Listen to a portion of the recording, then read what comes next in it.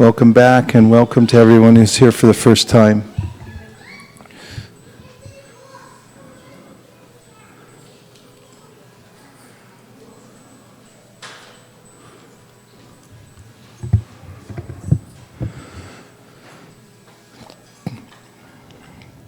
I've been away for maybe 5 weeks, 6 weeks, and coming back, I noticed that the garden looks a lot different from when I left my garden, our garden in Burlingame. And this morning,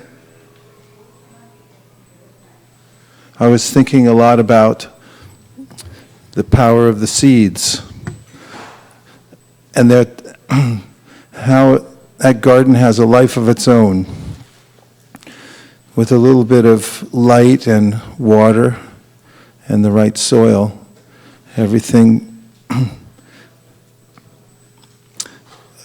the seeds and the plants, especially with this new phenomena here in California called rain, it's been missing for a while. Everything bursts out on its own.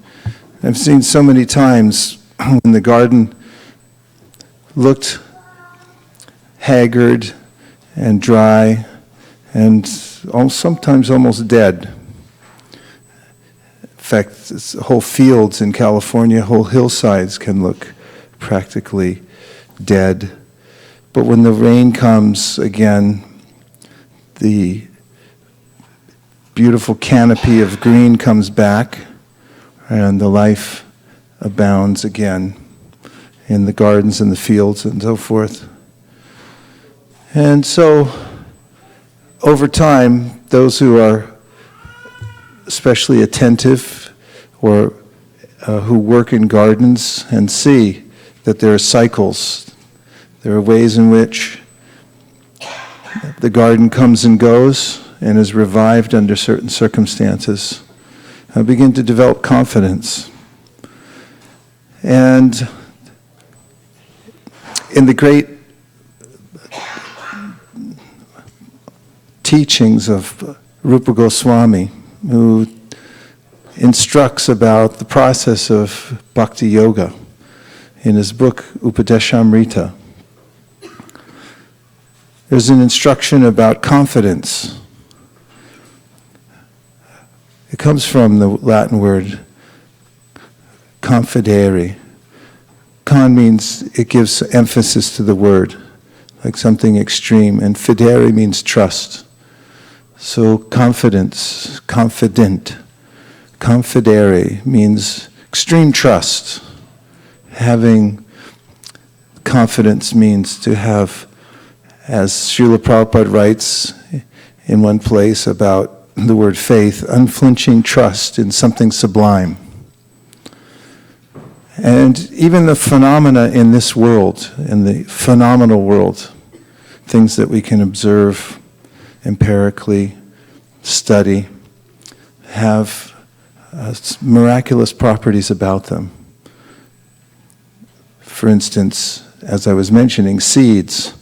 They may look small and dry, insignificant, but with the right combination of water, air, soil, then something miraculous happens. They spring to life, and from them come more seeds, more fruits, more flowers that can regenerate themselves and so forth. So the process of spiritual awakening, according to Rupa Goswami in his Upadeshamrita, which is sort of a summary of all the principles that he teaches. There are many books written by the great masters of Bhakti Yoga. One of the most important is called the Bhakti Rasamrita Sindhu, which gives the details of the process of devotional service. But then it's condensed into a smaller book that anyone can carry around. In fact, we know one devotee, Hanumat Prashak Swami, who carries it around with him wherever he goes in a little bag around his neck and reads from it regularly. And it's one thing to to read something, it's another thing to apply the principles.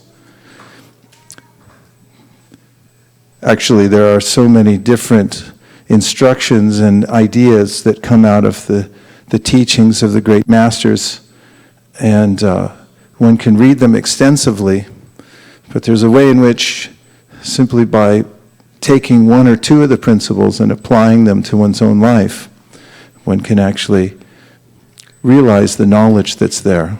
Application is important. So in that book, that small book, condensed teachings of Bhakti Yoga, called Upadeshamrita. So Upadesh means advice, and Amrita means the nectar. Upadeshamrita means the nectar of this spiritual advice. He talks, Rupa Goswami does, about the importance of confidence, having confidence in what you're doing. So in writing the book, in writing my book recently, which I just released while I was in India last month, I had come across a quote about how gardeners should trust good seeds, put their trust in good seeds. When you have a good source and you understand you're getting good seeds, you be confident about planting them and what the result will be, and so forth. And in the practice of bhakti also, in the practice of spiritual life, spiritual advancement, when one is confident about the source of one's knowledge and therefore becomes enthusiastic to apply it regularly, such a person will advance quickly in spiritual life. And one of the wonderful results of having such confidence and moving forward in spiritual life, even if one isn't entirely sure of all the details, if one's confident about the process, then there's help from, well, we say help from within. In the Bhagavad Gita, in Sanskrit, Bhagavad means the supreme person, and Gita means song. So literally, sometimes people call it the song of God. And in this book, the Bhagavad Gita, Krishna is speaking to his disciple Arjuna, and it's in a kind of an interesting environment on a battlefield. And there was a movie made about this not too long ago called The Legend of Bagger Vance. Anybody hear about that? It was a book and then also a major motion picture. Yeah, none of you go to the movies. Bagger Vance was a transposition of this book, the Bhagavad Gita, in the context of golfing. There was a golfer who lost his poise, but his caddy, who was the caddy, and for those of you who don't know what golf is, caddy's the one who carries the golf clubs around and also gives advice. He's kind of like coaches a little bit for the golfer. Use this club, don't use that one. He knows the course and so forth. So he would give advice to this famous golfer, and the golfer lost his composure. And so the caddy was advising him how to move forward in his golf game and so forth. And in a similar way, in this book, Krishna is the chariot driver for Arjuna, who's a great archer and warrior, and they're entering into the battle.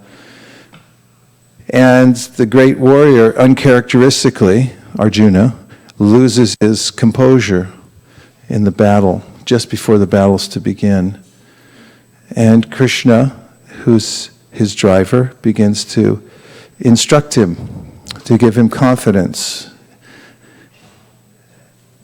And one of the very powerful statements that Krishna gives him that is a universal principle for spiritual life. It's nothing sectarian. It's something that anyone can apply anywhere, any living being, or especially human beings. Because generally, according to the Vedas, animals, although sacred, have not evolved their consciousness far enough to develop this kind of impetus or volition, their own volition for advancing spiritually. But when one does get some favorable circumstances in one's life, good association, good instruction, it can come from a book. It can come from somebody who's also practicing spiritual life.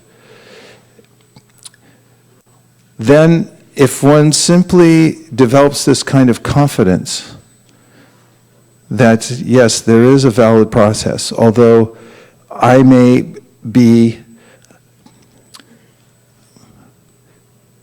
inadequately equipped at the time being. I may not have everything that I need, or I'm not qualified for it, and there's a gap between me and the goal. Generally, that's the case when one begins any process. There's a gap. And in the case of spiritual advancement, the gap may be vast. But if one has this confidence that the process itself is valid,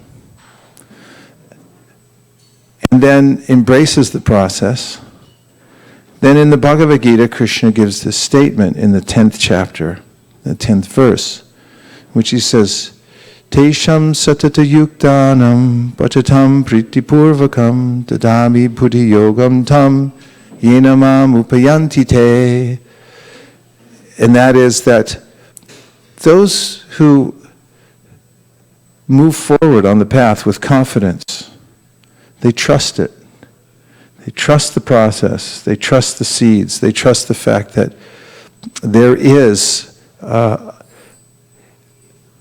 some higher order, and there is a higher intelligence that's benevolent. These things are required. In fact, there's this idea that there is a supreme intelligence. This is kind of a basic item of the process of spiritual advancement. There's higher spiritual intelligence. There is a controller who's benevolent, omnipotent, omniscient, and benevolent. Those things are required. Otherwise, and in other words, as Hridayananda Maharaj likes to say, God is not a religious fanatic. And if he was all-powerful but not benevolent, then we would be in big trouble. Because then, if he was a sociopath and just like to see people suffering for the sake of it, we'd be in big trouble. So the premise is that there is a supreme, and that supreme is all-powerful and omniscient and also all-benevolent. So in those circumstances, those who are aspiring on the spiritual path simply need this confidence. If one has that confidence, Krishna says in the verse, and moves forward with this idea that Krishna will help me, he says, yes, I will help you. For those who move forward confidently on the path of devotional service, he says, with faith, with trust and love, then I give the intelligence. Dadami buddhi yogam tam. So buddhi means intelligence. So he said, I provide the intelligence, how to move forward on the spiritual path from within your own heart. Dadami buddhi yogam tam. Yenamam upayanti te. And so I'm going to read the purport to that verse in the 10th chapter of the Bhagavad Gita, because it's so inherently encouraging that from any position, if one is simply sincere and confidently moves forward on the path, that one will get help and all intelligence from within the heart. So I'll say and you can repeat. Tesham satata yuktanam vajatam priti purvakam danami buddhi yogam tam yenamam upayanti te. Tesham, unto them. Satata yuktanam, always engaged.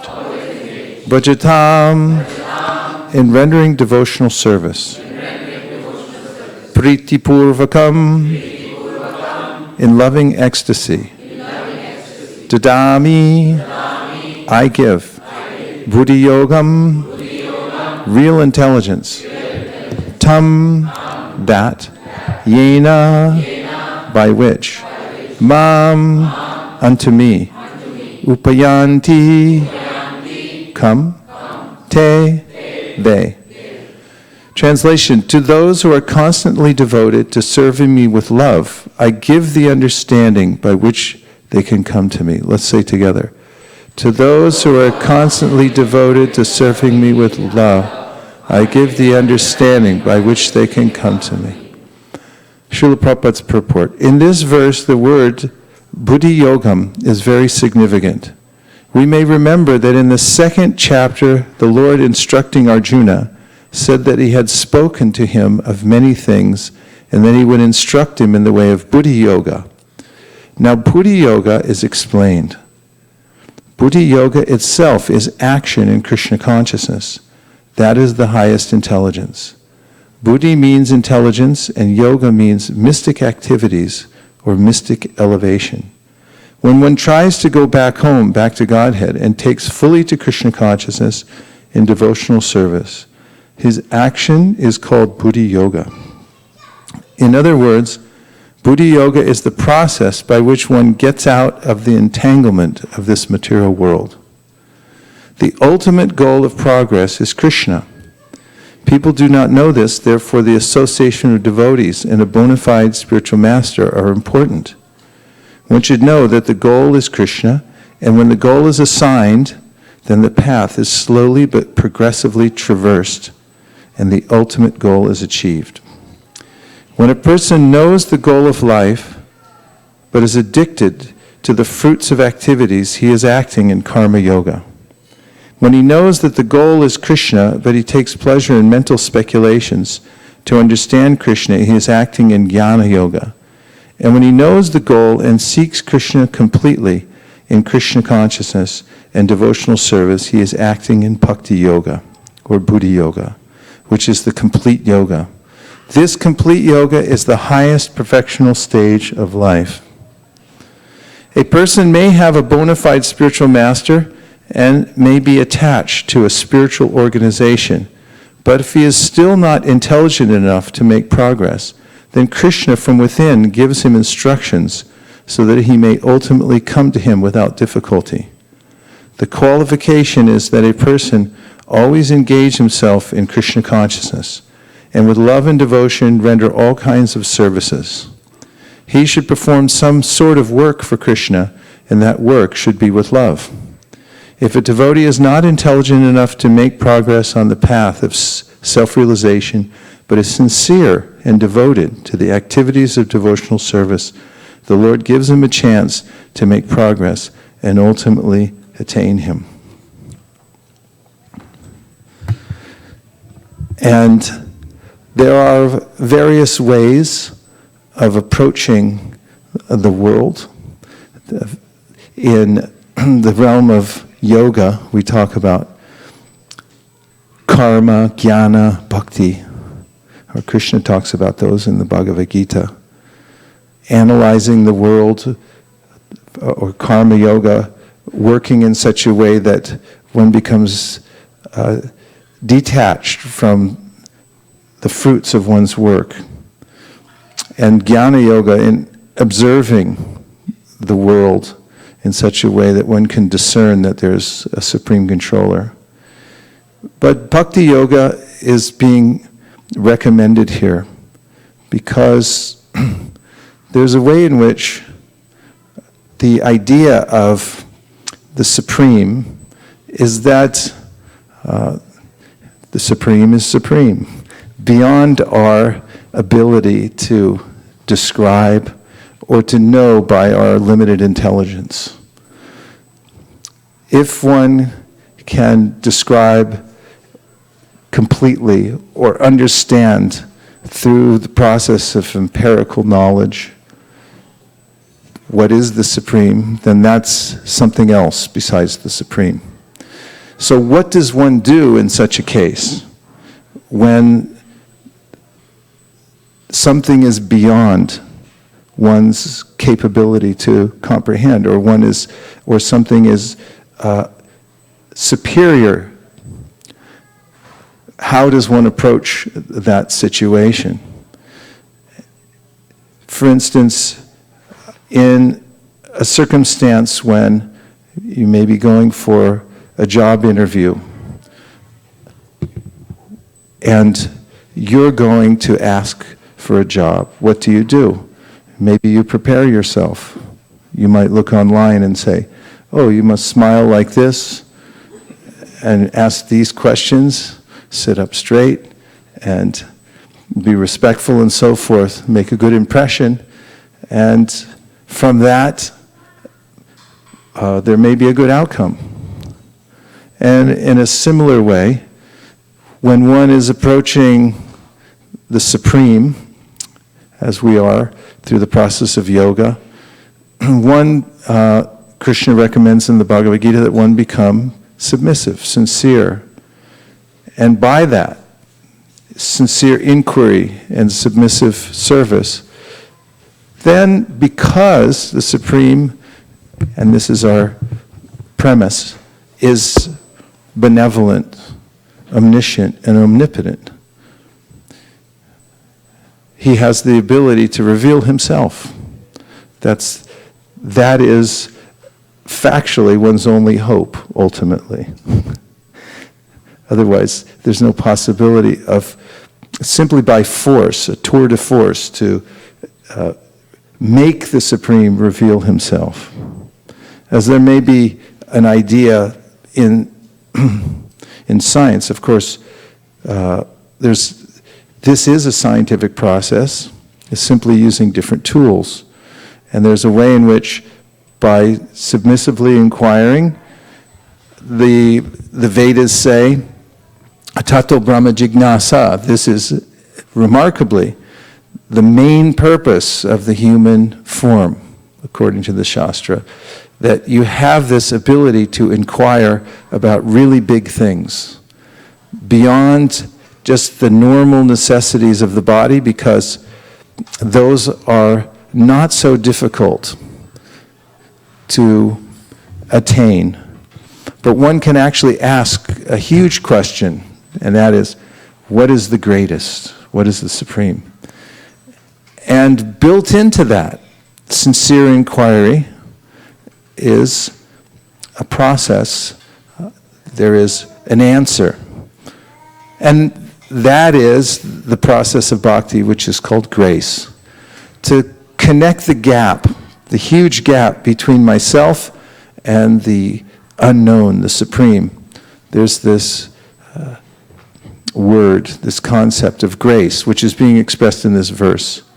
That if you sincerely inquire and you're confident in the source and you ask the question, then the answer will naturally come. How does it come? Dadami buddhi yogam tam, that I give intelligence from within. And in the next verse, there's a metaphor Krishna gives that he lights up a lamp in your heart. It's like illumination through lighting a lamp. Tesham ivanu kampartam aham ajnana jamtamaha. Nashayam ya babhavasto jnana deepena bhashvata. A deep means a lamp. So he says, if you get into this spirit of bhakti, that there is a supreme that's benevolent, that's omniscient, omnipotent, and you sincerely inquire, you just try to follow what others have given before, the teachers have given, and try to follow the authorized process which has been presented. Then, naturally, there will be answers, and intelligence will come from within the heart, and it'll be as if there's an illumination by a lamp that's being lit within your heart to show the way. You'll get light. So this is one of the great secrets of bhakti, is that one has to submissively inquire and be confident about the process of devotional service. I'm smiling because oftentimes, as Prabhupada has pointed out in his lectures, there's a way in which I might endeavor for something more complicated because this seems too simple. And unless there's some more detailed process, pressing one's nose, or, I mean, nothing against pressing one's nose. Pranayam's a good thing, but there may be an idea that I have to complicate things more. It has to be more detailed than this, than simply to be sincere and to inquire sincerely in order to find something, find some profound knowledge. But here, Krishna's giving this idea that if you simply are sincere and you inquire and you try, then he'll help from within. And what does that mean to be sincere? Practically an unmotivated person, I mean, someone who approaches you for something, if they have a sincere intention in inquiring from you, might you not be more inclined to reveal to them the secrets of your life? I mean, there's different ways that people might approach us for different reasons. And we're all sentient beings, which means we're sensitive. I mean, you might notice that when people ask things from you for maybe sometimes obviously motivated reasons, you might be hesitant to hand over the knowledge that you have. Do you find that to be true? I'm trying to think of a circumstance where somebody might have maybe even a sinister reason for asking you for some information. I mean, you might get, I notice nowadays there's a way in which people try to protect themselves from giving out information because, I mean, information floats around these days in so many different ways, so you sort of have to protect the information that you have, because if people get a hold of it for the wrong reason, they might usurp your identity.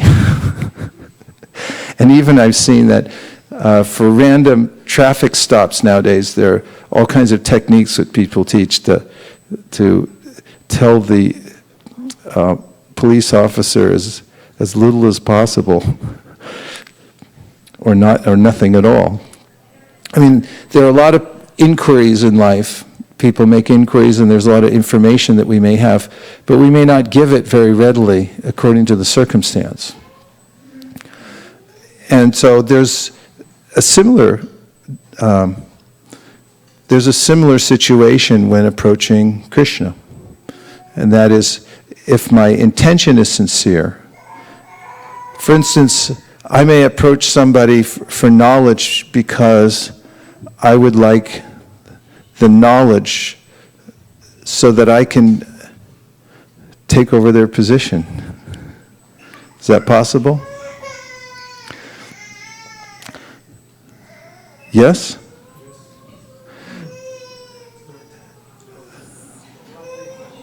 What's that? You're speaking from the front row, from the corporate world. I can tell from the way you're smiling. What have you to say about that, Shraddha? I'm saying in the corporate world, it's very much possible. People are very scared. Information is power. They don't like to share it at all. Yeah, there may be a competitiveness in the marketplace. People don't like to share what they're writing, or because somebody else might then claim ownership of that knowledge. I mean, there are various circumstances when it comes to sharing the information one has, in which one may be more forthcoming, depending on the circumstances. If somebody approaches you who loves you and is trying to serve you, and you trust them, and then that word confident, means supreme trust, confident. Fidere means trust, and con is an emphasizer.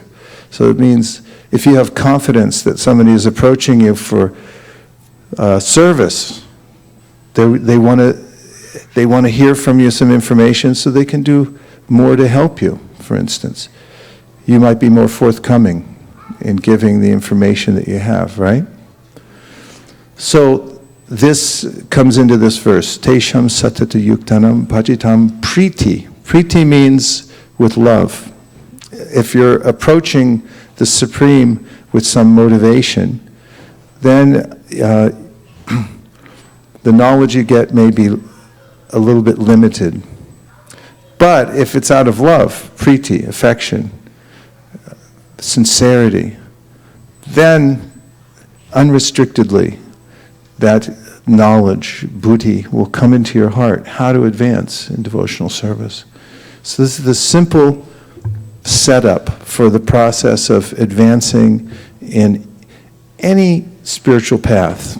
It's a universal principle that if one sincerely, without motivation, inquires about the Supreme, then there's a response that comes from within.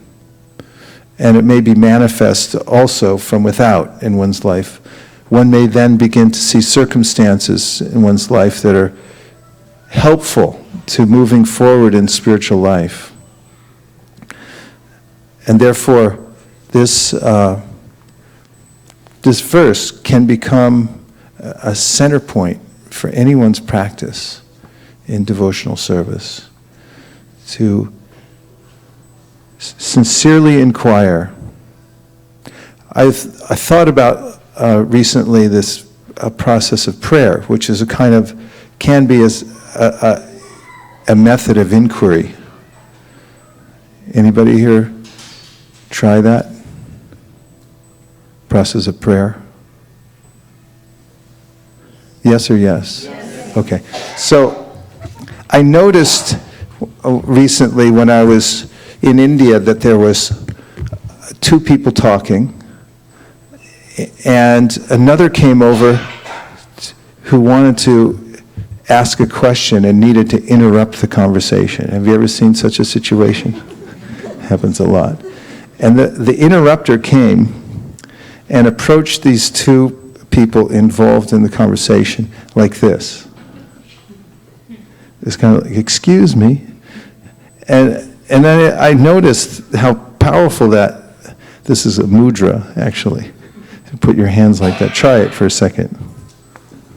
When you go to somebody like this, go to your spouse or a friend, say, give me the car keys.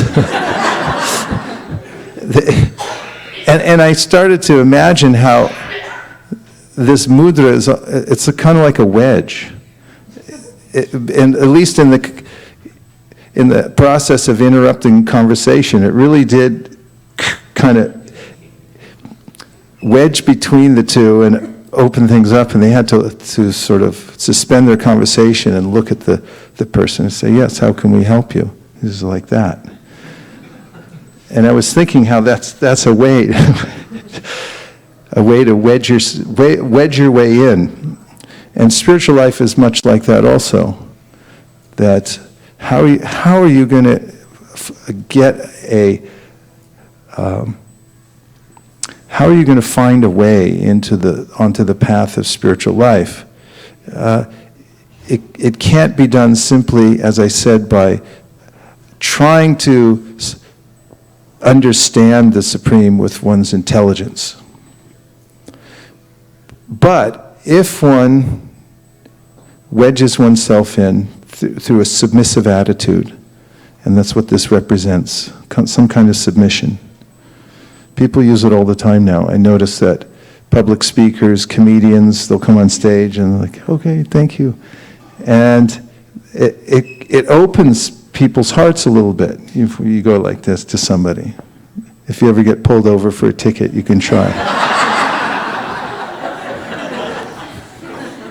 Actually, I've been pulled over twice, coming from Burlingame to the temple, because both times I was in a hurry, and both times it was coming from Mangalartik, and it was at 4 in.m. And they thought that I must be a drunk driver, because generally I think it was a Sunday morning after Saturday night, there's a lot of people just driving home around that time at 4 a.m. And both times he asked me, what's the big hurry? And I said, I'm late for a prayer meeting, which was true. And he said, all right, go ahead. Not to take advantage of that. But the fact was that there's this kind of opening in this world when one is sincerely trying to do something good. And this is that sign. And then if one offers some prayer, and I'm talking about a sincere inquiry from one's heart, a submission, a way in which one presents oneself as helpless even. This can enter into prayer. And I think of the story in the Srimad Bhagavatam of Gajendra, who, the Bhagavatam shows from all different angles that the qualification for advancing in spiritual life has nothing to do with one's intelligence. And the story of Gajendra, who is an elephant, who in his past life was a king, but who ended up as an elephant in his next life, and then was put into a very dire circumstance, which is he went to bathe in a huge lake and was attacked by a crocodile who grabbed onto his leg and wouldn't let go. These kinds of things come up in this world all the time. When one's least expecting it, the crocodile grabs onto one's leg. And what did he do? What was his ultimate response? Well, I say ultimate because he tried fighting for a while, for quite some time, and was unsuccessful. And what is the ultimate resort then? Like this. And that's what he did. He just started praying. And at first, his prayers were nondescript, because, I don't know how articulate you can be as an elephant, but he had some intelligence. It came from within his heart, because he was sincere. And he tried. He tried with all his might. And because he tried sincerely, his prayer was answered. And there's a description of how Lord Narayan came and saved him. So there are many instances in the Srimad Bhagavatam, which is the great bhakti scripture, teaching about the path to pure devotional service, this completely sincere approach to God to the Supreme, which is non-sectarian, which simply involves rejecting all religious activities that are materially motivated and depending completely on one's sincerity. And from that position, whether one's an animal or in any other circumstance of life, if one sincerely tries, then the Supreme will reveal the process, the way to move forward in spiritual life. So those are a couple thoughts to begin with, and we'll just take a few reflections. Anything that you heard so far from my reading or from my comments that stuck in your mind that you're taking with you?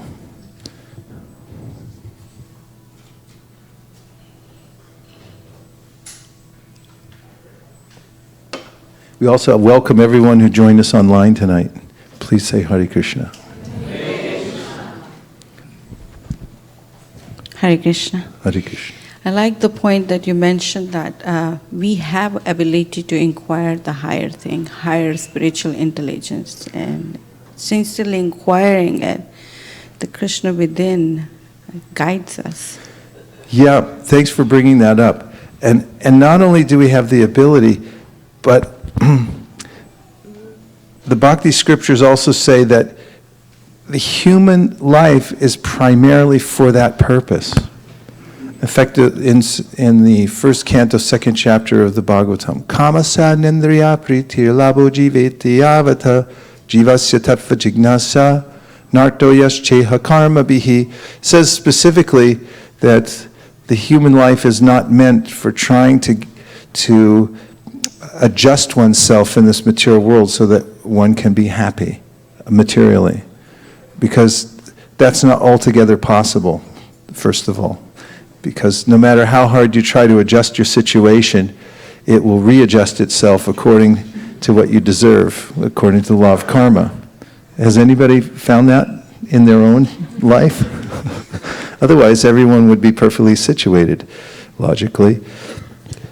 Rather, and it's a relief to hear, the verse says, the purpose of life is to inquire about the Supreme. That seems a little bit benign. I mean, that's all I'm supposed to do? And the verse says, yes, you should live. And also it says, you should live, or put it like this, you should eat to live and not live to eat. That's the difference.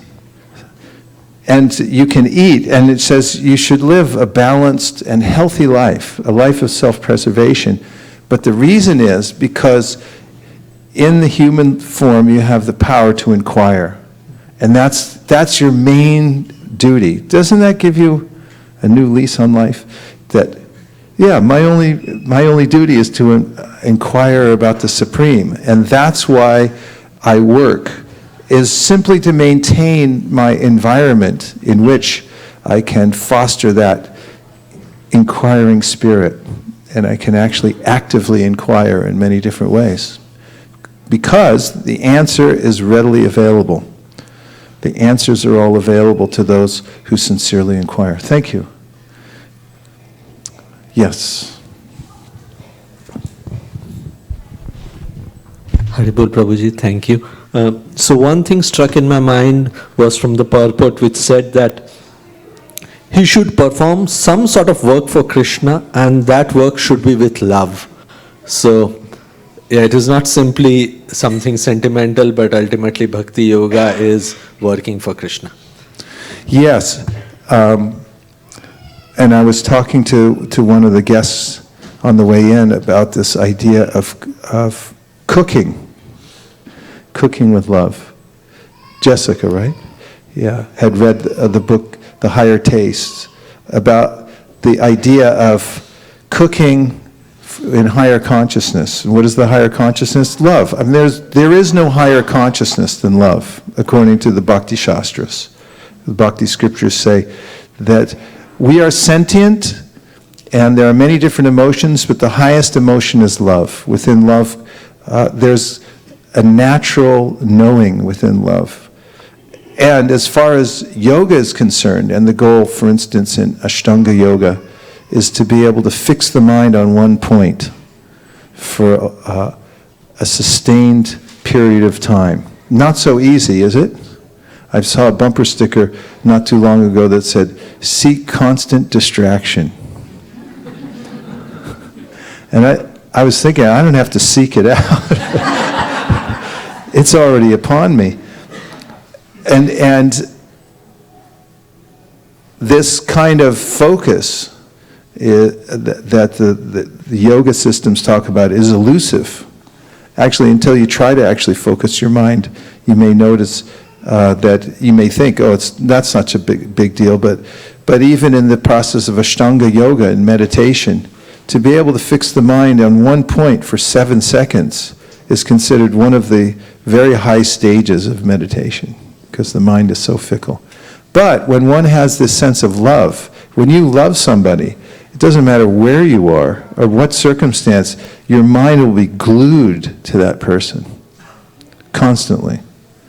You'll always be thinking. For instance, if someone has a beloved child, he or she may go off to a foreign country, and even then, one's thinking of the child. One's at work, one's thinking of the child. One's driving home, one's thinking of the child, so forth. That when there's a sense of love, then the mind becomes ultimately fixed. This is why bhakti, which is the yoga of love, developing this emotion that you're talking about, that the verse is talking about, that you're recalling, a sense of love is there in one's work. And therefore we say that bhakti is the path of dedication. There are ways in which there are different approaches to yoga. Sometimes different approaches to the way one works with one's environment. Described in a practical way sometimes. Srila Prabhupada gave this example, that if you see somebody drop a $100 bill on the ground, maybe you're standing in line at, say, Whole Foods, and somebody drops a $100 bill. That's pretty likely at Whole Foods somebody would drop a $100 bill. So they drop a $100 bill on the ground, and what are your choices? Now, I've seen video, undercover videos of these things happening.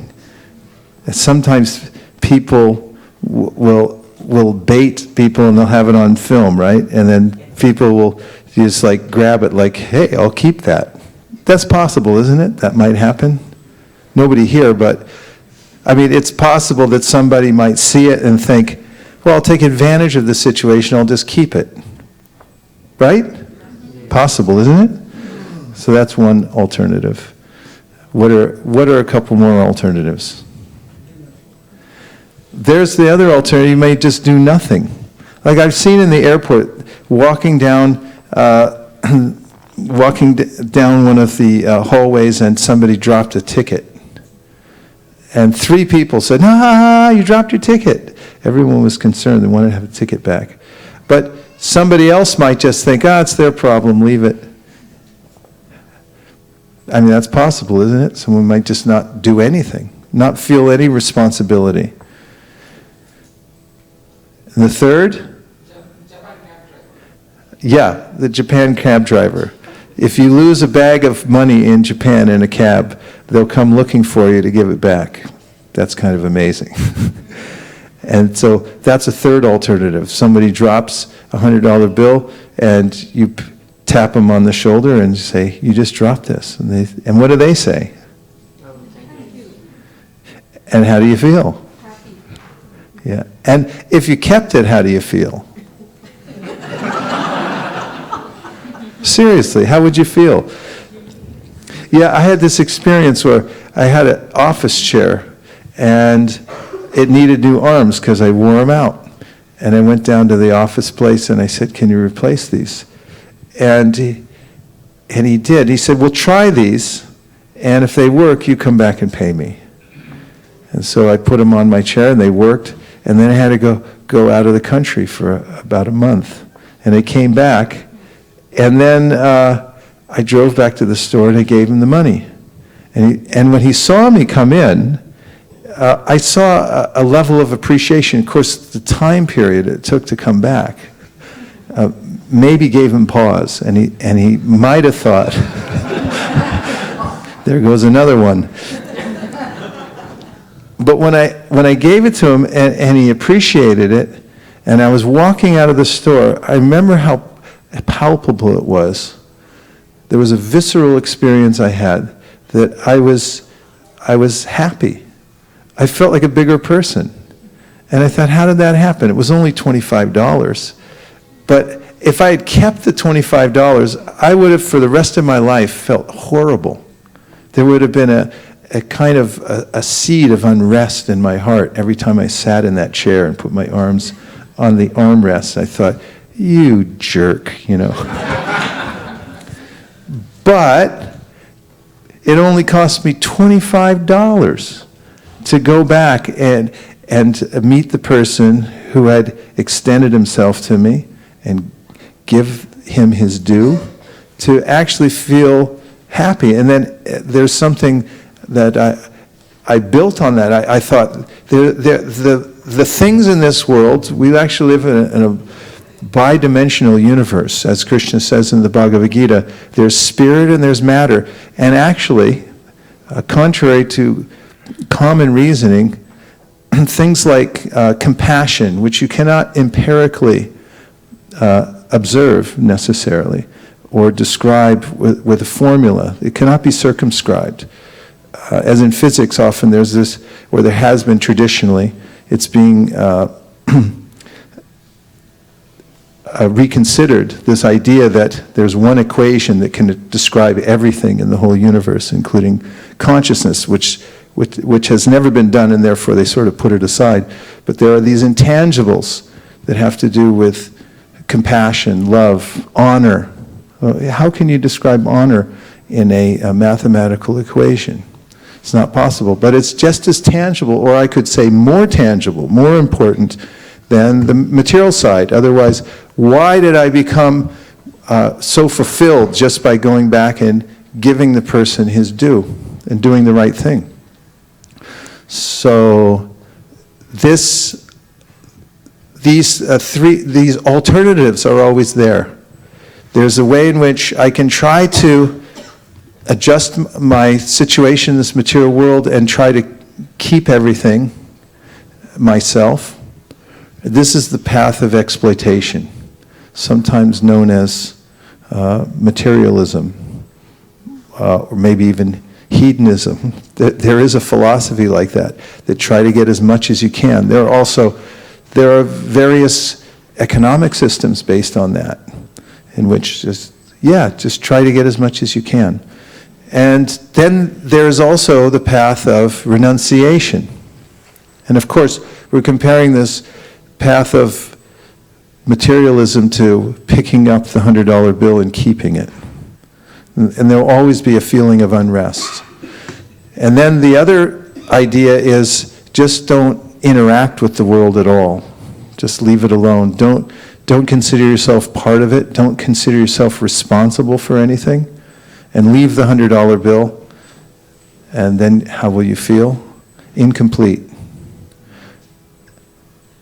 But then the path of dedication is represented by tapping the person on the shoulder and giving it back and saying, here, this is yours. You lost it, take it back.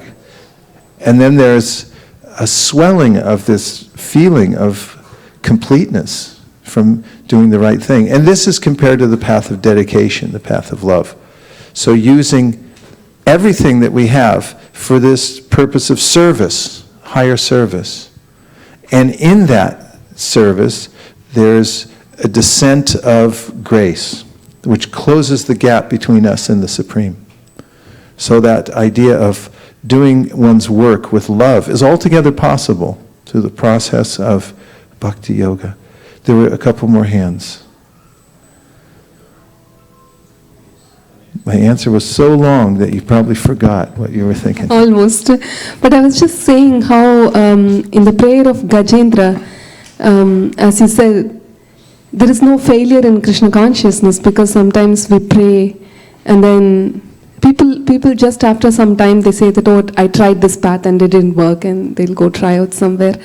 But just a little bit of introspection, it's just proves that there is no better result that we can get from any other process that's there than by following this process of Krishna consciousness given by Gaura and Nitai, where you have to like really be pure, like it should be like topmost, like pure diamond. So like that we have to, it gives hope that even if you fail, if you really keep up with your prayer, the final thing that you get is the topmost. So that shows in Gajendra's prayers, how you said like how he did total surrender.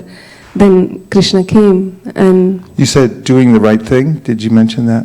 Like being hopeful. Being hopeful. Like that shows in Gajendra's prayers, he didn't give up. He just surrendered until he stayed in the path until the end, and then he got the result. Yeah. I brought up maybe yesterday in the class about integrity. And this word integrity comes, the word integer is familiar to everybody, which means something whole.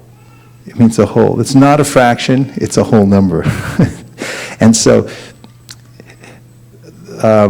integrity means that one feels a wholeness. And how does one get that?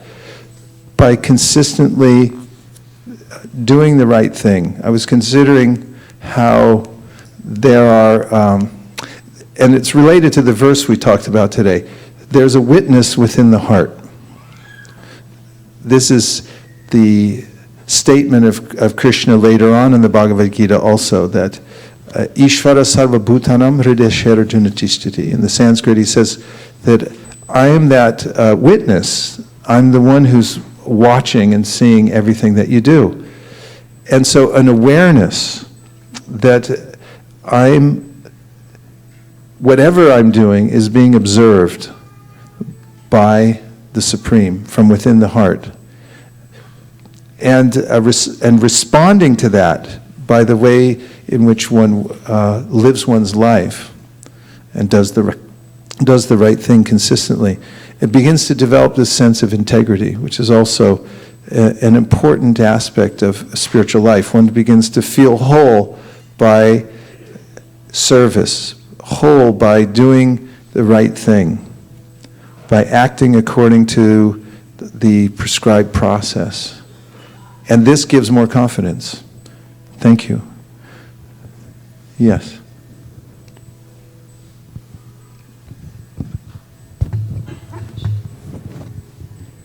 Hare Krishna, Prabhuji.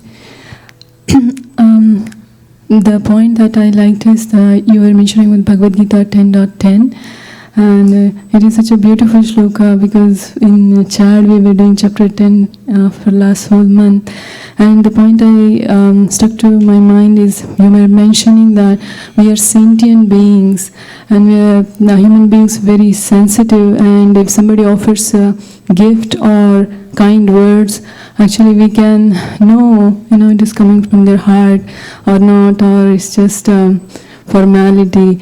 And Krishna is supreme actually, and in that particular verse it is said, you were explaining how if one is sincerely following the path, then there will be a response. And Krishna says Dadami Buddhi Yogam, so Krishna will respond from within.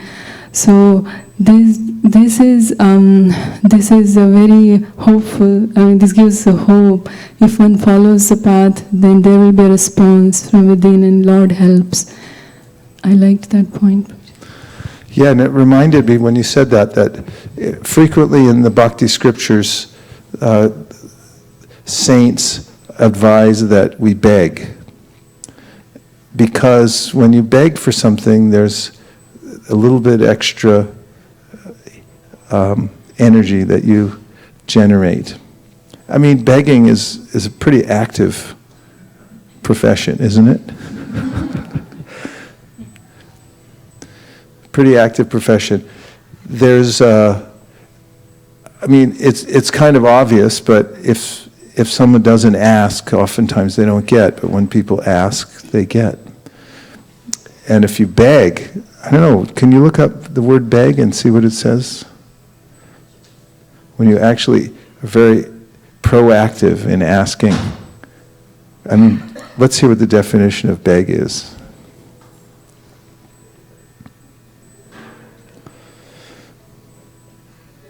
Which is what Bhaktivinoda Thakur says in his prayers, that one should beg to be able to chant the names of God, not take it for granted. What does it mean?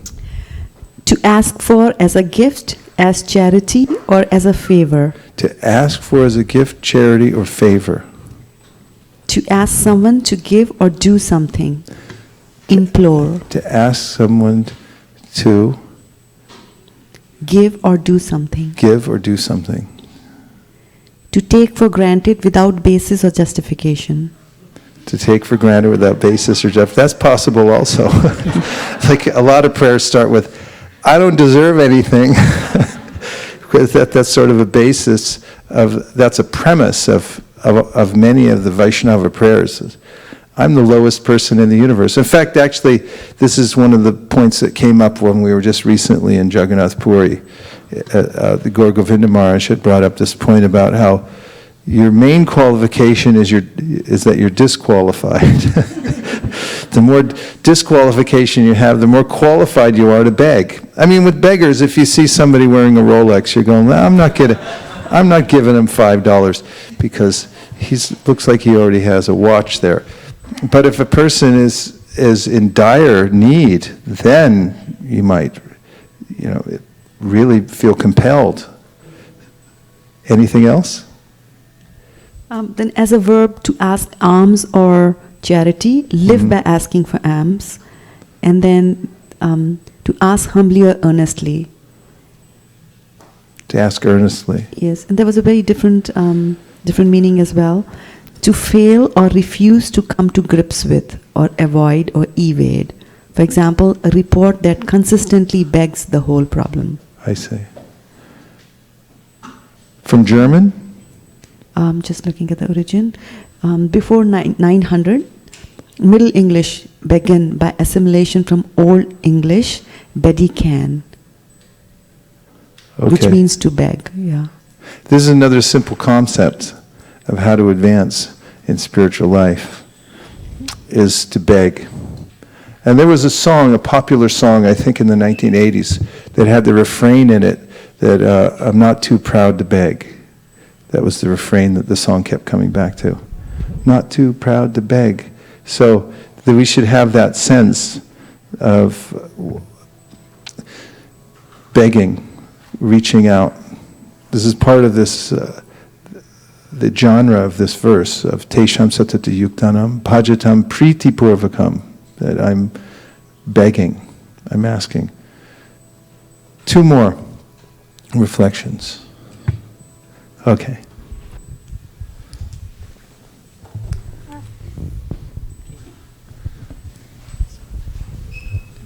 I like the point of having confidence in seeds and not to seek out a too difficult process. Yeah. Occam's razor says that the simple solution is usually, amongst different choices, is the correct one. Is that right, Harimamsha? Definition of Occam's razor. Simple process. Simple is best. And the other point was that seeds, having trust in good seeds. And if you can take some time to research where you're getting the seeds from, it will give you more confidence. For instance, the book called Tattva Sandarbha was written by one of the great masters of bhakti 500 years ago. And in it he goes at great lengths to describe why you should trust in the seeds that have been given, in this process specifically given by Sri Chaitanya Mahaprabhu. Not explained from the position of faith, but also from that perspective, but also from the perspective of logic. He goes at great lengths to describe how we get knowledge. What is the epistemology of our process? How you know what you know is true. It's important to have this basic information. So in the Tattva Sandarbha, Srila Jiva Goswami describes the various ways that one can get knowledge in this world. One way is through one's direct observation.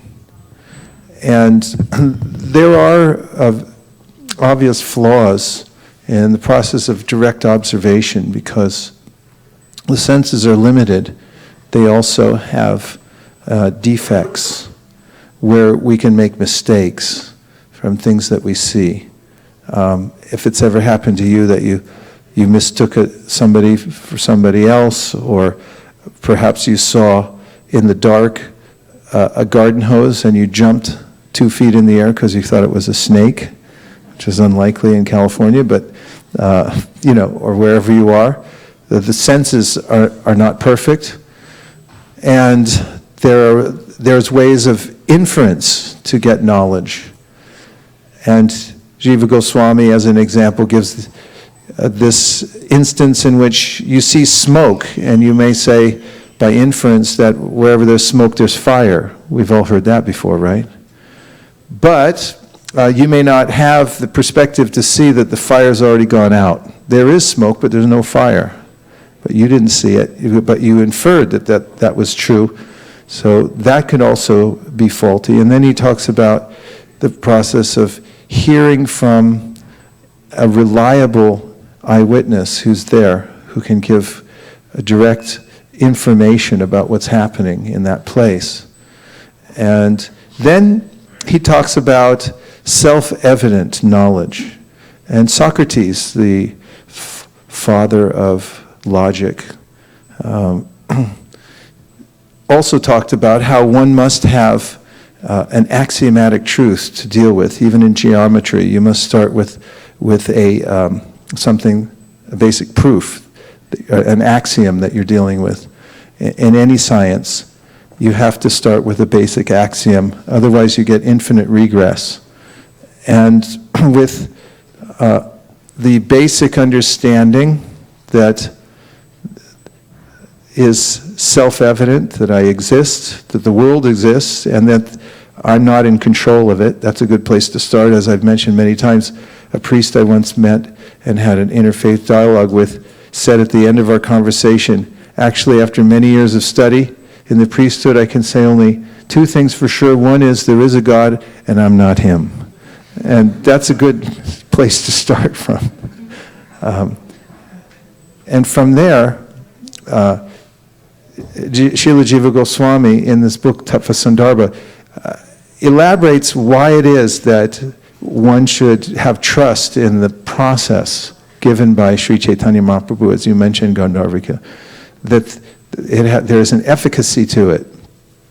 When you have that kind of trust and then you apply the process, for instance, of mantra meditation, chanting, and so forth, you can put your whole mind and heart into the process, and the effect will be much greater. The reason that the mind wanders to other places and is not attentive to the process, in meditation, for example, is that it thinks there's something else available that's of greater value. Therefore, Bhaktivinoda Thakur says, Nam bina kichu nahi ko oro choda bhuvan maje. That it says, you can rest here in this chanting of the names of God because there's nothing else to be had in the 14 worlds. All else is vaporous and insubstantial. You're going to make a comment, please. So when we were talking about following the right process and not going to the other processes, you had mentioned about the pressing the nose process, pranayam.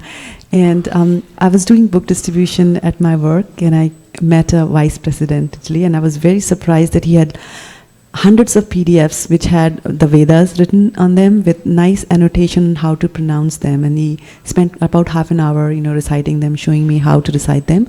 And then he mentioned that if you pronounce the Vedas properly, then pranayam automatically happens. So I'm just thinking, if you're on the right process of bhakti yoga and you're reading from the scriptures, the lower one will automatically happen like that.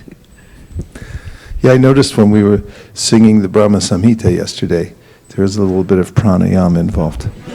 Because he Yeah. also said that the Vedas emanate from the breathing of the Lord, so Yeah. that's pranayama. Yeah, nice. So, Hansapriya has another point. Hare Krishna. Please, yeah. So, actually, the same point that I wanted to mention, I had a practical experience. At my work, somebody had put the plant seeds in the break room. So I thought, okay, let me just give a shot. So I got the good fertilizer from Costco, and I sprouted the tomato plants. And they really grew nicely, so I transplant outside. And they were like really high, as tall as me, but no fruits. So I said, okay, I'm a little disappointed. The plant is really nicely flourishing. It's really green, but no fruit. In the end of the season, I only got from the 4 large bushes of tomato, which is not normal, only 3 tomatoes. So I was watering, I had great fertilizer, and I was quite disappointed, but I was determined that I'm going to grow. So then I went to the Lowe's and I got the different plant, eggplant. And those were already, coming from the Barney or whatever the company, nice company. And I was watering the same way I was doing tomatoes. And actually they gave me almost 100 eggplants. And then I went to the farmer's market and I got the bell pepper plant, and it gave me a bell pepper. And I was thinking, the disciplic succession, what they give us, the process, that process has already been trusted and tested and realized and has been passed down to us. And the break room seed tomatoes, that was something I would Google it and try to follow, make my religion. So I was thinking how much important it is to get the trusted seed, even in our own spiritual life. Nice, nice. Know your source and trust the seeds once you get them. Then you can really put your heart into watering, because it does take a lot of work to garden. And it is a little disconcerting. And unknown seeds, where did it come from? Yeah, that's part of the idea, really nicely done, of the disciplic succession, that you know the connection. Where did the seed come from? Where's this idea coming from that's coming along with the impartment of the mantra? There's something in it besides just the words. There's a conception that comes with it.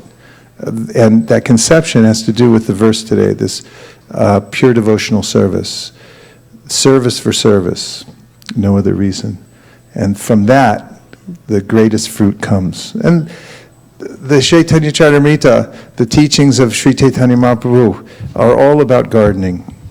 That spiritual life is about cultivating a garden. In fact, he says, I'm a gardener, and I'm planting these seeds, and the fruits are coming, so please help me. He said, everyone else become a gardener also. Plant your own garden and distribute the fruits as much as possible. And now we're going to try, with sincerity, one of the core processes of bhakti yoga, which is meditation. Which kind of meditation that anybody can do in any place. And it's especially powerful because it utilizes the power of sound. And according to the Vedas, sound is the source of creation of the world. And a simple example, if you want to build a skyscraper building, which I do not recommend, but if you did, let's say, it would start with sound. There's a way in which the thoughts come into your mind, the desire to build it, and then to actualize the building process, you'll have to say something. You'll mention to somebody else that we need a team to build this building, and then, well, as Navina Nirada Prabhu likes to say, the world moves by mantra. You have to say so many things, and then gradually, because of your mantras, all the materials for building the thing will come together. And whatever mantras we're making in our life will determine what kinds of things come into our life as well. So this mantra is called the Maha Mantra, and it's a purely spiritual mantra, and it's linguistically constructed in the form of a prayer. And by repeating this prayer, which has divine origins, say the Bhakti scriptures, and simply listening to the sound vibration, one will naturally be elevated to higher consciousness. And the mantra, which will appear on the Jumbotron within 30 seconds or less, or your money back from today's seminar, is pronounced like this.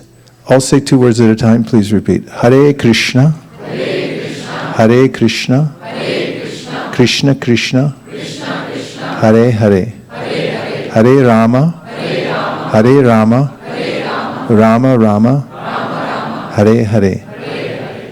And the word, there's 3 words, and they are as follows. Hare means the divine female aspect of the Supreme, the feminine energy of the Supreme. And it's in the form of a prayer also. Hare means, oh, the energy of the Lord. And Krishna means that which is all attractive. Actually, Karshana means the attractor, that which pulls us closer. For instance, there are different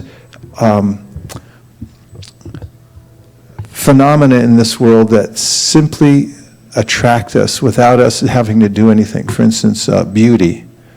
If maybe you see a beautiful person, it's hard to keep your eyes off that person. It's not like you have to intellectualize. You just look and say, oh, that's a beautiful person. Or somebody who's very famous. For instance, if, I don't know, who's really famous right now? I'm not going to say it.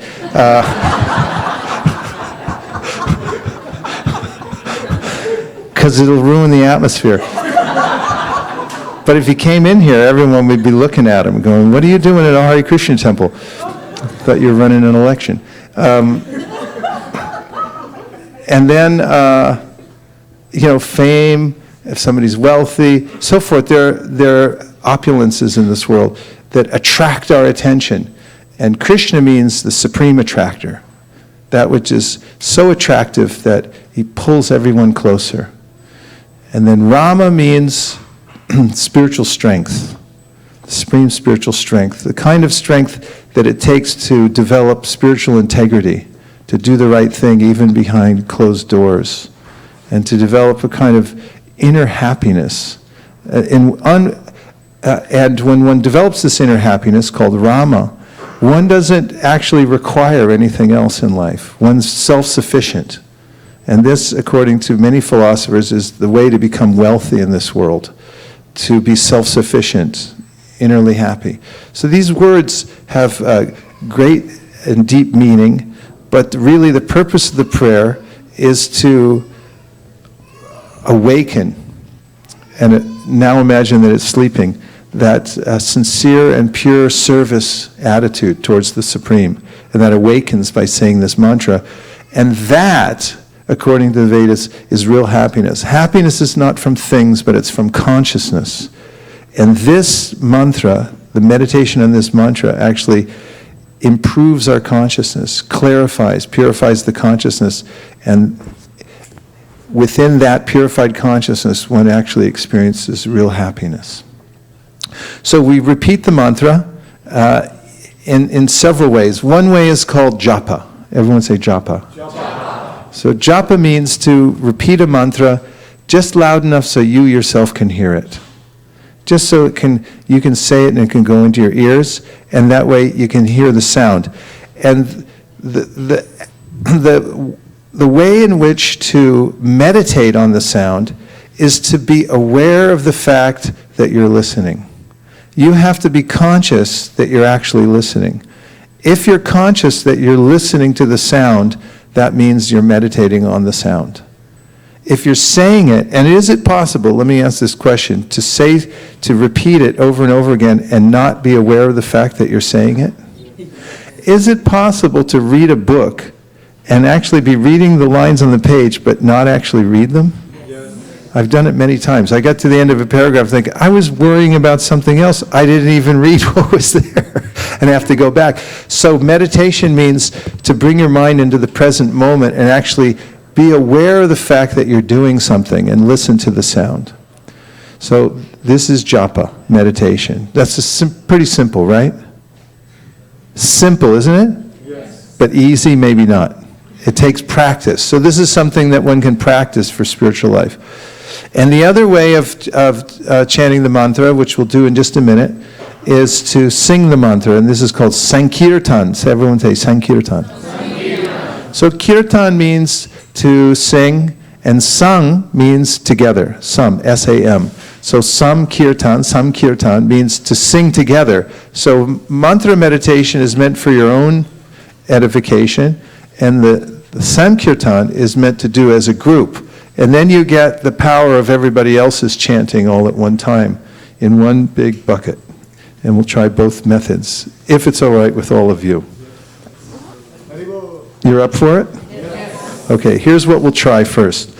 Now, japa meditation is normally counted. You don't have to count. You can go around chanting all day long without counting. But counting helps you to maintain a practice every day. Because if you count how many times you chant the mantra, then you can do it every day in a measured way, and you can start to see that you'll develop an attraction for doing the process, and you can measure your progress in it. So here's one of the ways to count. Hold up your hand, right hand, palm of your hand. You put your thumb on the middle section of your ring finger. Is it there? Okay. What? What happened? Okay. Now, that's number one. That's the number one position. Now move it down to the bottom of the ring finger. There's little segments on your finger. No one actually told you when you were born or anything, but these are for counting japa. So, the second position is at the bottom of your ring finger. Third position is at the bottom of your little finger. Fourth position is at the middle of your little finger. Fifth position is the top of your little finger. Sixth position is the top of the ring finger. Seventh position is top of your middle finger. Eighth position is the top of your index finger. Ninth is the interim part of your index finger. And 10 is at the bottom of your index finger. It's amazing that I could articulate that, right? That we actually have terms for all these fingers and everything. Okay, so it goes like this. 1, 2, 3, 4, 5, 6, 7, 8, 9, 10. Give it a trial run before we start. 1, 2, 3, 4, 5, 6, 7, 8, 9, 10. Did you land back here? Yeah. Okay, good. So on each number, like number 1, we'll chant one full mantra. And here's one full mantra. Hare Krishna, Krishna Krishna, Hare Hare. Hare Rama, Rama Rama, Hare Hare. Just what's printed there. That's one full mantra. It's 32 syllables. 16 words, 32 syllables. Nice and even, okay? So once you do that, then you move to the next segment and you chant one full mantra, and you go all the way around. And what we're going to do is we're going to go for 20 mantras. Now you may say, well, that's not very many, but you have to be conscious that you're chanting. Listen to yourself chant and be aware of the fact that you're doing it, and hear the sound and be in the moment when you're chanting, okay? Now granted, you're going to do this alone, and we're going to do it as a group, so it's a little more like Sankirtan. But try to isolate and be focused on your own chanting. And the way to augment that, as we mentioned earlier, is to make it a prayer. If you're calling out, and when you chant this mantra, and that it's written in such a way that you can do that, Hare Krishna, you're making a prayer from your heart, please engage me in your service. Then it'll be even more effective. Your meditation will be more effective. Ready? Okay. Before we start, I'm going to repeat one other mantra that you can all say back to me, and then we'll start with the Hare Krishna, because this helps to clear the way to chant this mantra. It's all in the science. Jai Shri Krishna Chaitanya, Prabhu Nityananda, Shri Advaita Gadadhara, Shivasadi Gaura Bhaktavinda, Hare Krishna, Krishna Krishna, Hare Hare, Hare Rama, Rama Rama, Hare Hare, Hare Krishna, Krishna Krishna, Hare Hare, Hare Rama, Rama Rama, Hare Hare, Hare Krishna, Krishna Krishna, Hare Hare, Hare Rama, Rama Rama, Hare Hare, Hare Krishna, Krishna Krishna, Hare Hare, Hare Rama, Rama Rama, Hare Hare, Hare Krishna, Krishna Krishna, Hare Hare, Hare Rama, Rama Rama, Hare Hare, Hare Krishna, Krishna Krishna, Hare Hare, Hare Rama, Rama Rama, Hare Hare, Hare Krishna, Krishna Krishna, Hare Hare, Hare Rama, Rama Rama, Hare Hare, Hare Krishna, Krishna Krishna, Hare Hare, Hare Rama, Rama Rama, Hare Hare, Hare Krishna, Krishna Krishna, Hare Hare, Hare Rama, Rama Rama, Hare Hare, Hare Krishna, Krishna Krishna, Hare Hare, Hare Rama, Rama Rama, Hare Hare, Hare Krishna, Krishna Krishna, Hare Hare, Hare Rama, Rama Rama, Hare Hare, Hare Krishna, Krishna Krishna, Hare Hare, Hare Rama, Rama Rama, Hare Hare, Hare Krishna, Krishna Krishna, Hare Hare, Hare Rama, Rama Rama, Hare Hare, Hare Krishna, Krishna Krishna, Hare Hare, Hare Rama, Rama Rama, Hare Hare, Hare Krishna, Krishna Krishna, Hare Hare, Hare Rama, Rama Rama, Hare Hare, Hare Krishna, Krishna Krishna, Hare Hare, Hare Rama, Rama Rama, Hare Hare, Hare Krishna, Krishna Krishna, Hare Hare, Hare Rama, Rama Rama, Hare Hare, Hare Krishna, Krishna Krishna, Hare Hare, Hare Rama, Rama Rama, Hare Hare, Hare Krishna, Krishna Krishna, Hare Hare, Hare Rama, Rama Rama, Hare Hare, Hare Krishna, Krishna Krishna, Hare Hare, Hare Rama, Rama Rama. Now just take 30 seconds of silence to introspect and realize what you've just done.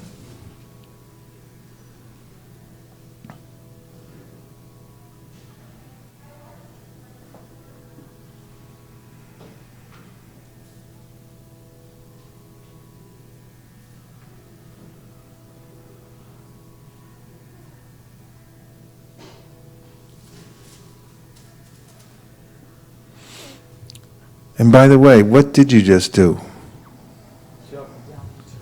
I know, but what was it? No, but what was the experience anyway? Trying to establish a relationship with discipline. Well, did you have any feeling that you can describe when you stopped? For me, I could experience that the mantra was still in my mind. Like the vibration is very powerful, so it still feels like I'm still chanting when I stop. It's definitely a feeling that the mantra is still there. Any other feelings? Yes. Shri Kumar, here comes the microphone.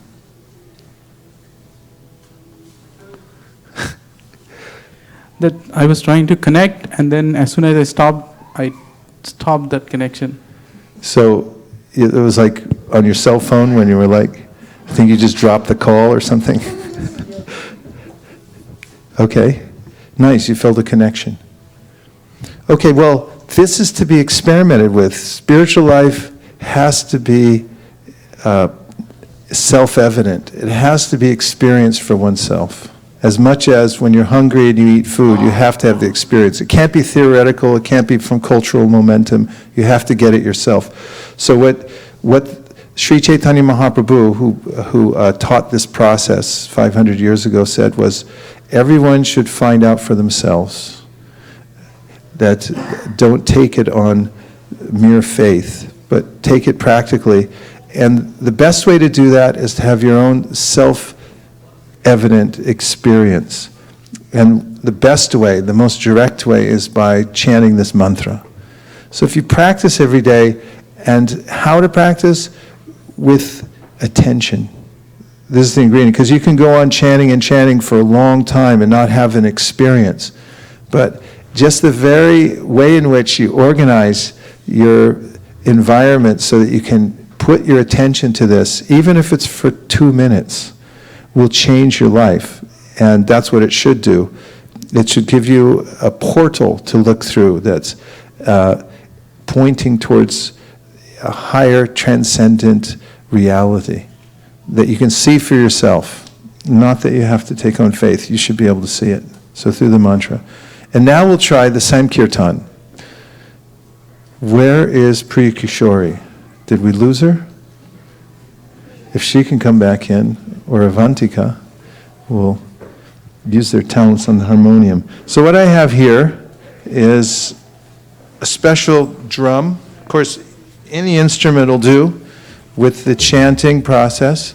But we just happen to have this traditional Bengali instrument called a khol that is kind of like a tabla, only it has a rope around it so you can dance around if you want to.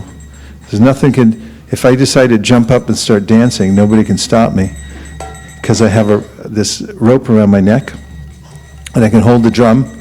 And then we have a kartalist in the front row. Hold up your kartals. Little hand cymbals to keep time. It's just meant to keep the rhythm. And then we have a harmonious. Now this is actually a European instrument, but it was adopted in India many years ago to keep a nice melody. And we have our highly touted certified kartalist who just entered the arena also. So I'll sing the Maha Mantra, and then you please sing from your hearts, just let yourselves go. And same process as before, only you can sing out loud to your heart's content.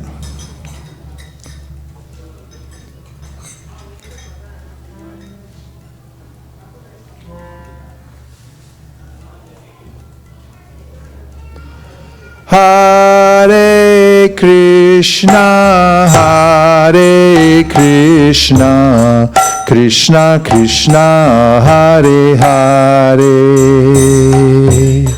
Hare Rama, Hare Rama, Rama Rama, Hare Hare.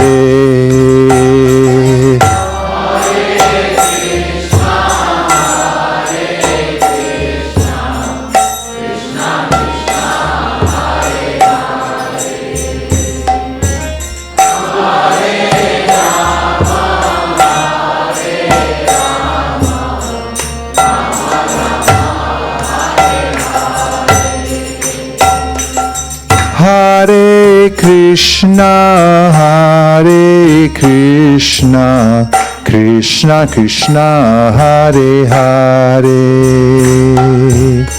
Hare Rama, Hare Rama, Rama Rama, Hare Hare. Hare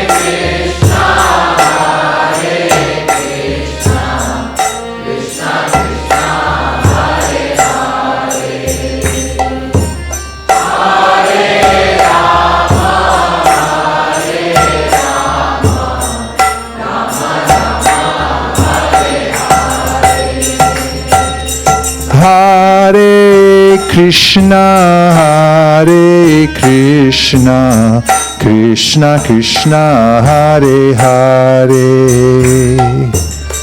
Hare Rama, Hare Rama, Rama Rama, Hare Hare.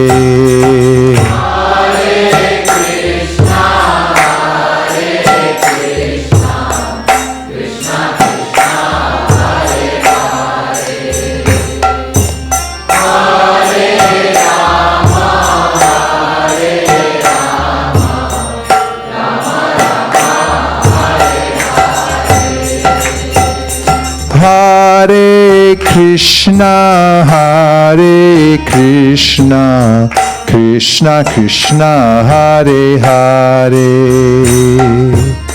Hare Rama, Hare Rama, Rama Rama, Hare Hare.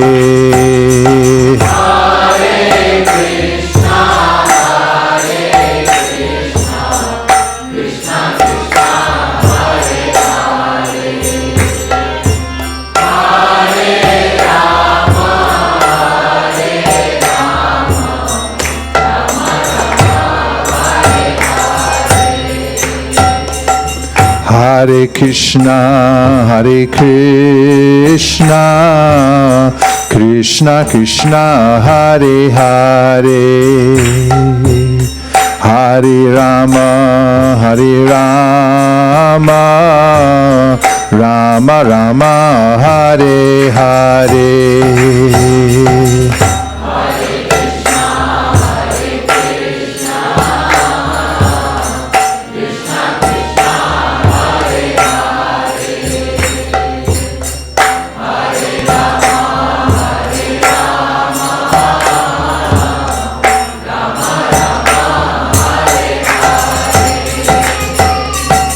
Hare Krishna, Hare Krishna, Krishna Krishna, Hare Hare, Hare Rama, Hare Rama, Rama Rama, Hare Hare.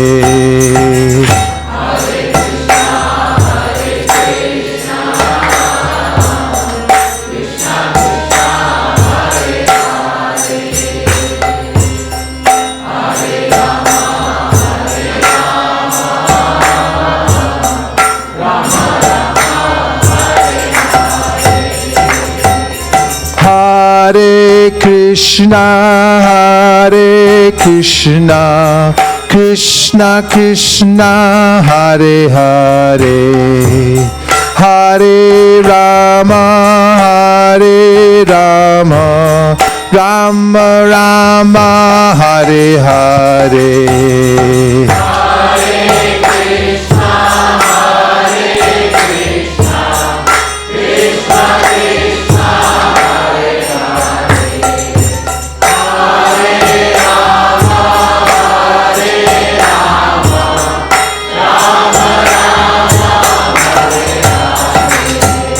Hare Krishna, Hare Krishna, Krishna Krishna, Hare Hare, Hare Rama, Hare Rama, Rama Rama, Hare Hare.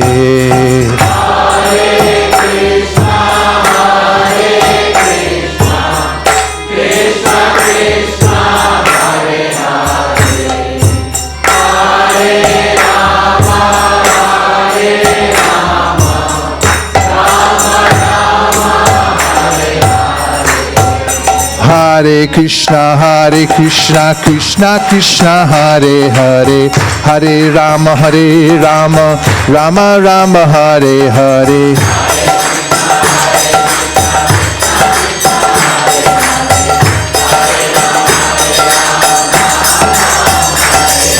Hare Krishna, Krishna Krishna, Hare Hare, Hare Rama, Rama Rama, Hare Hare.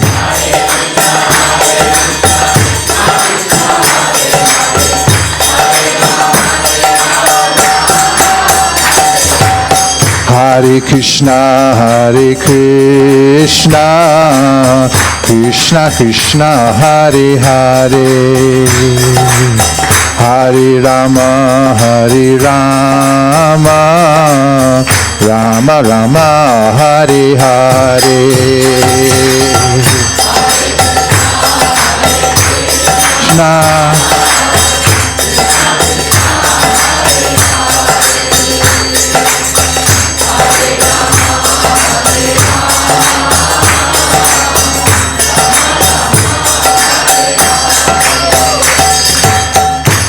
Krishna. Hare Krishna, Krishna Krishna, Hare Hare,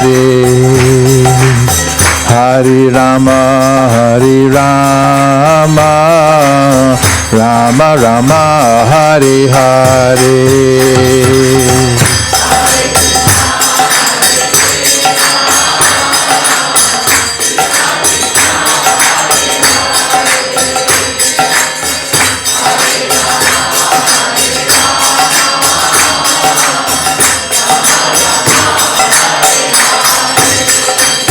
Hare Krishna, Krishna Krishna, Hare Hare, Hare Rama, Rama Rama, Hare Hare.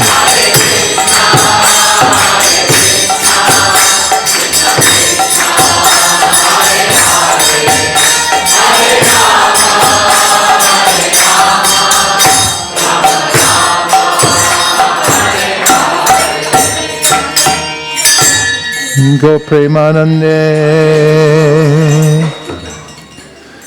So that was Sankirtan. So we tried japa, little Sankirtan, but now we'll try the even more active form of meditation. We'll do Sankirtan plus dancing. So we'll clear the decks. All the seats and everything are going to go back into the back corner and the zafus into the baskets. We're going to roll up this rug and we're going to make plenty of space in the room so that everyone who would like to can dance, not obligatory, just out of ecstasy. And just after that, a couple announcements, and then we'll be serving out a vegetarian feast. Thank you, everybody. Hare Krishna.